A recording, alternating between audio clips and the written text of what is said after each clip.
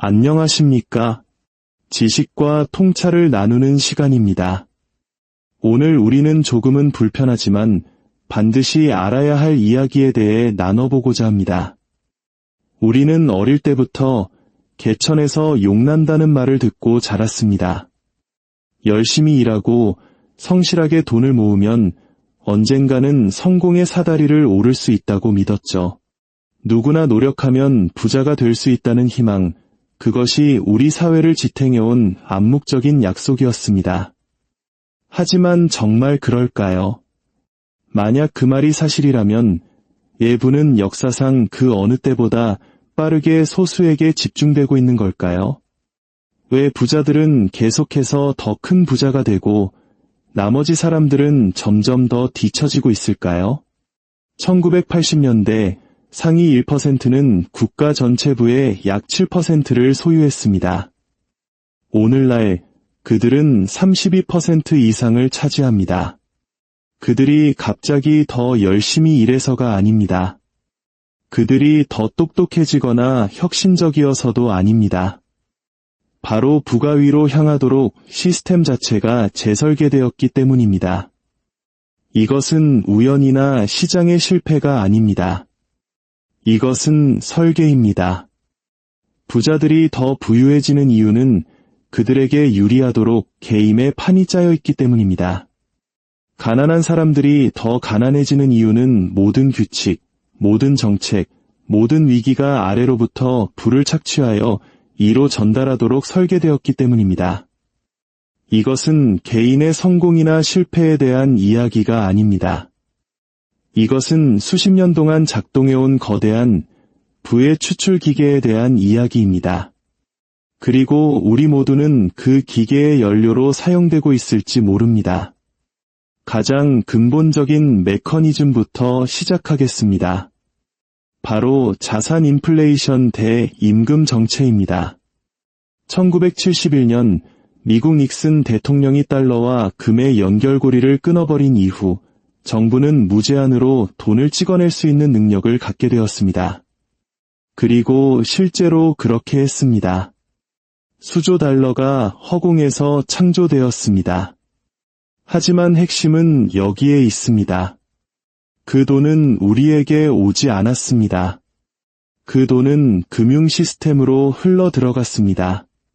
그리고 주식, 채권, 부동산과 같이 부유층이 소유한 모든 것의 가격을 폭등시켰습니다. 만약 당신이 1980년대에 자산을 소유하고 있었다면 당신은 승자입니다. 당신의 집값은 수십 배가 올랐을 것이고 주식 포트폴리오는 폭발적으로 증가했을 것입니다. 하지만 만약 당신이 가진 것이 오직 당신의 노동력뿐이었다면, 당신의 시간과 기술을 팔아야만 했다면 당신은 패배했습니다. 왜냐하면 임금은 거의 오르지 않았기 때문입니다. 1980년부터 최근까지 노동자의 생산성은 70%나 증가했습니다. 기업의 이익은 400% 이상 증가했습니다. 하지만 물가 상승률을 감안한 실질 임금은 고작 10% 정도 올랐을 뿐입니다. 생각해 보십시오. 우리는 부모님 세대보다 70% 더 효율적으로 일하고 70% 더 많은 가치를 창출하고 있지만 실질적으로는 거의 같은 월급을 받고 있습니다. 그렇다면 그 사라진 60%의 가치는 어디로 갔을까요? 정상으로 주주들에게, 경영진에게, 즉 자산을 소유한 사람들에게 곧장 흘러 들어갔습니다. 구체적인 예를 들어보겠습니다. 1980년대 CEO의 평균 연봉은 일반 직원의 약 40배였습니다. 오늘날 CEO는 직원보다 350배 이상을 법니다. CEO들이 10배나 더 유능해졌기 때문이 아닙니다. 그들의 보상 체계가 월급 중심에서 주식 옵션 중심으로 바뀌었기 때문입니다. 그리고 주식은 중앙은행의 통화 발행, 자사주 매입, 그리고 각종 금융공학 덕분에 그 가치가 폭발했습니다. 한편 실제로 제품을 만들고 고객을 응대하며 수익을 창출하는 노동자들은 여전히 물가 상승률을 겨우 따라잡는 시급이나 월급을 받습니다. 이것이 바로 설계에 의한 부의 착취입니다. 최상층의 사람들은 자산 인플레이션의 혜택을 받도록 보상 구조를 바꿨고 하층의 사람들은 임금에 묶여 있습니다. 그리고 인플레이션 시스템 안에서 임금은 자산에게 언제나 패배합니다. 이제 신용 접근성에 대해 이야기해 봅시다. 여기서부터 게임은 정말 잔혹해집니다.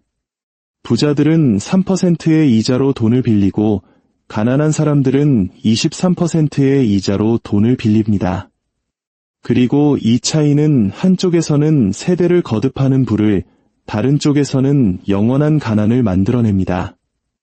만약 당신이 부유하고 담보로 잡을 자산이 있다면 은행은 믿을 수 없을 만큼 낮은 금리로 돈을 빌려줄 것입니다.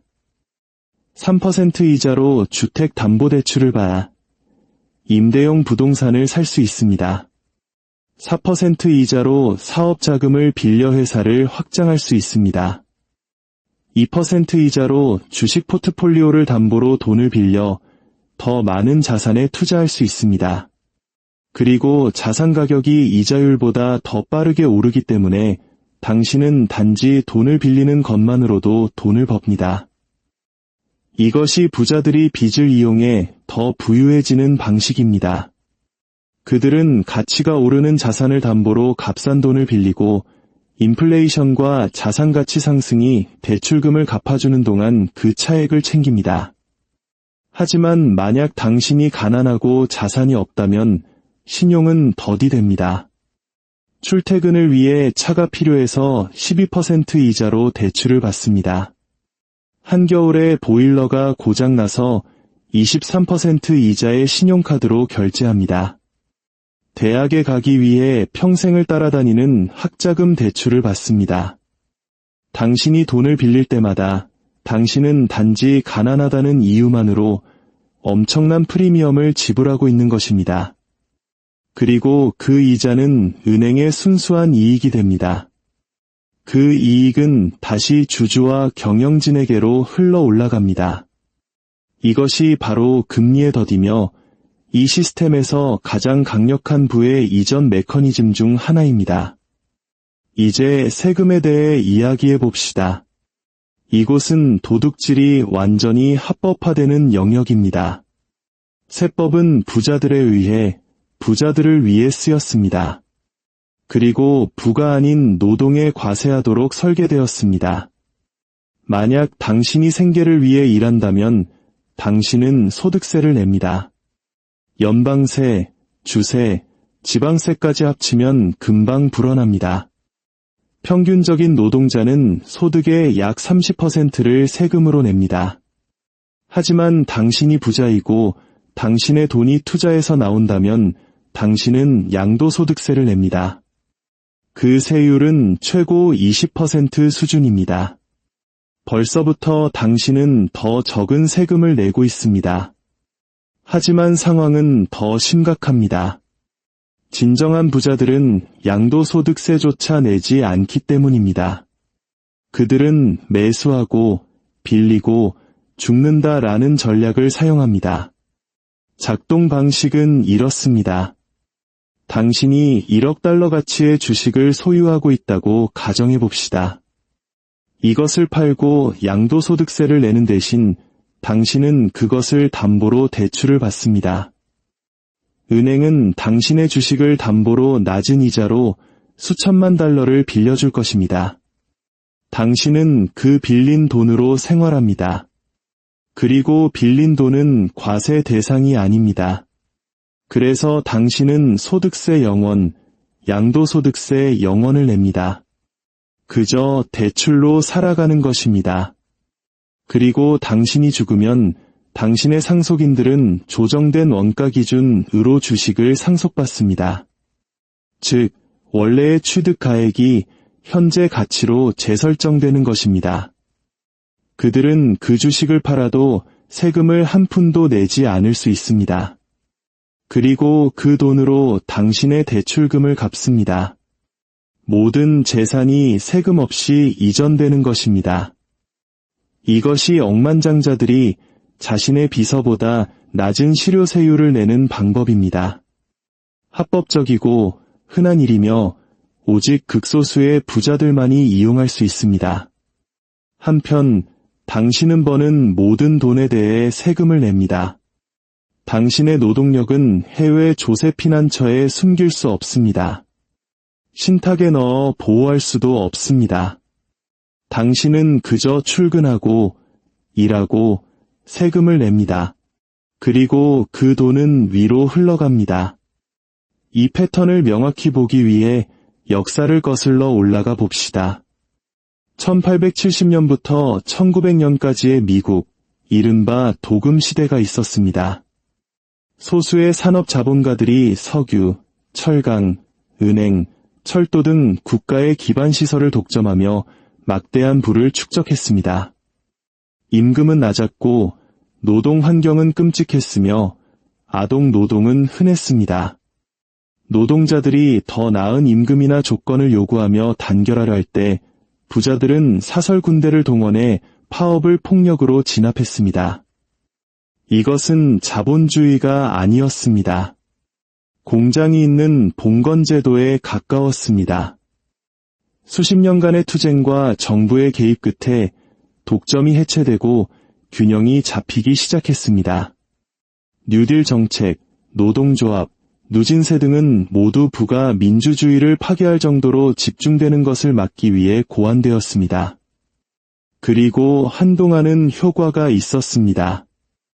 1945년부터 1980년까지 불평등은 감소했고 중산층은 성장했습니다.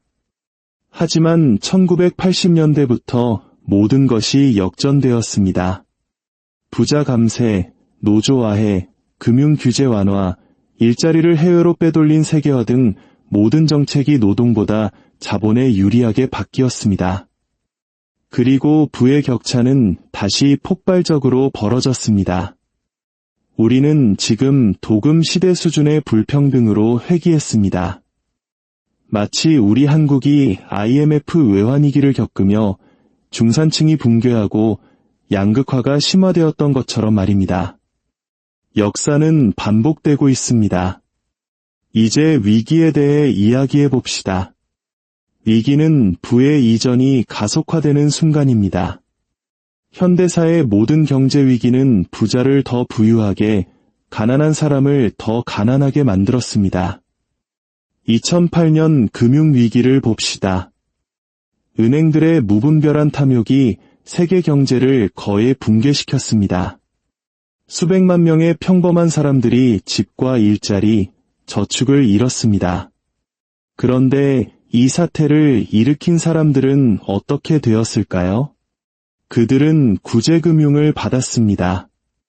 정부는 수조 달러를 찍어 은행에 건넸고 월스트리트는 그 돈으로 헐값에 나온 압류주택들을 사들였습니다. 거대 자산운용사와 사모펀드들이 평범한 사람들이 쫓겨나는 동안 수십만 채의 집을 헐값에 주어 담았습니다. 그리고 이제 그 기업들이 당신의 집주인이 되어 당신이 한때 소유했던 집에서 월세를 받고 있습니다. 2020년 팬데믹이 닥쳤습니다. 정부는 경제 붕괴를 막기 위해 또다시 수조 달러를 찍어냈습니다. 그 돈의 일부는 재난지원금으로 사람들에게 지급되었지만 대부분은 기업과 금융시장으로 흘러 들어갔습니다. 주식시장은 잠시 폭락했다가 연방준비제도가 쏟아부은 유동성 덕분에 사상 최고치를 경신했습니다. 자산을 소유한 사람들은 벼락부자가 되었습니다. 억만장자들은 역사상 최고의 한 해를 보냈습니다. 한편 수많은 노동자들은 일자리를 잃었고 자영업자들은 폐업했으며 사람들은 남은 저축마저 갉아먹는 인플레이션과 싸워야 했습니다. 다시 한번 위기는 부자를 더 부유하게 만들고 나머지를 더 가난하게 만들었습니다. 위기는 부의 이전을 위한 기회이며 권력을 가진 사람들은 그것을 너무나 잘 알고 있습니다. 이 모든 현상의 배경에는 복리라는 무서운 수학적 엔진이 있습니다. 만약 당신이 10억 원으로 시작해 연 8%의 수익을 올린다면 10년 후에는 21억, 20년 후에는 46억, 30년 후에는 100억이 됩니다. 당신은 아무것도 하지 않았습니다. 그저 자산을 소유하고 복리가 일하게 놔두었을 뿐입니다. 하지만 만약 당신이 가진 것이 노동력뿐이라면 당신은 선형적인 소득을 법니다. 일하면 돈을 받고 일을 멈추면 돈도 멈춥니다. 복리는 없습니다. 그래서 자산을 가진 사람과 당신 사이의 격차는 시간이 갈수록 기하급수적으로 벌어집니다. 그들이 더 똑똑하거나 더 열심히 일해서가 아니라 단지 수학의 원리 때문입니다. 이것이 바로 시스템이 가난한 사람들을 계속 가난하게 만드는 방식입니다. 자본은 값싼 신용, 낮은 세금, 그리고 복리 수익을 누립니다. 노동은 비싼 신용, 높은 세금, 그리고 선형적인 소득을 얻습니다.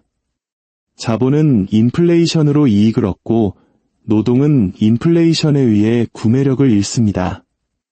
모든 규칙, 모든 정책, 모든 위기 대응은 자본을 보호하고 노동으로부터 착취하도록 설계되어 있습니다. 그리고 자본을 소유한 사람들이 그 규칙을 만듭니다. 그들은 정치인에게 자금을 대고 언론을 소유하며 여론을 통제합니다. 그래서 우리는 불평등이 개인의 능력, 노력, 선택의 문제라고 듣게 됩니다. 하지만 그렇지 않습니다. 이것은 소유를 보상하고 노동을 처벌하는 시스템의 문제입니다. 그렇다면 우리는 무엇을 깨달아야 할까요? 첫째, 조작된 시스템을 당신의 노력만으로 이길 수는 없다는 것을 이해해야 합니다. 단순히 소득을 버는 것을 넘어 자산을 소유해야 합니다. 둘째, 빚은 당신을 공격하는 무기임을 인식해야 합니다. 비싼 빚은 당신을 가난하게 만들고 싼 빚은 부를 쌓게 해줍니다. 셋째, 세법은 중립적이지 않습니다. 부자들은 모든 허점을 이용하고 있습니다. 넷째, 위기는 부의 이전 이벤트입니다. 다음 위기가 올 때 자산을 헐값에 살 기회가 생길 것입니다. 현금을 가진 자는 승리하고 그렇지 않은 자는 손해를 보고 팔게 될 것입니다. 역사는 우리에게 이 패턴을 반복해서 보여줍니다. 부는 집중되고 부자는 더 부유해지며 가난한 자는 더 가난해집니다. 이 흐름이 역전되었던 유일한 시기는 평범한 사람들이 단결하고 저항하며 시스템의 변화를 강요했을 때뿐이었습니다. 지금 우리는 다시 새로운 봉건 시대로 향하고 있는지도 모릅니다. 극소수의 엘리트가 모든 것을 소유하고 나머지 사람들은 그들에게 월세를 내고 돈을 빌리며 죽을 때까지 일하는 세상 말입니다. 이것은 버그가 아닙니다. 시스템의 핵심 기능입니다. 그리고 우리가 이 사실을 이해하기 전까지 우리는 결코 이길 수 없는 게임을 계속하게 될 것입니다. 이 이야기가 여러분에게 새로운 관점을 제시했다면, 이 지식이 더 널리 퍼져야 한다고 생각하신다면 공유를 통해 함께 생각을 나눠주시길 바랍니다. 역사는 해답을 가지고 있습니다. 우리는 그 속에서 길을 찾아야 합니다.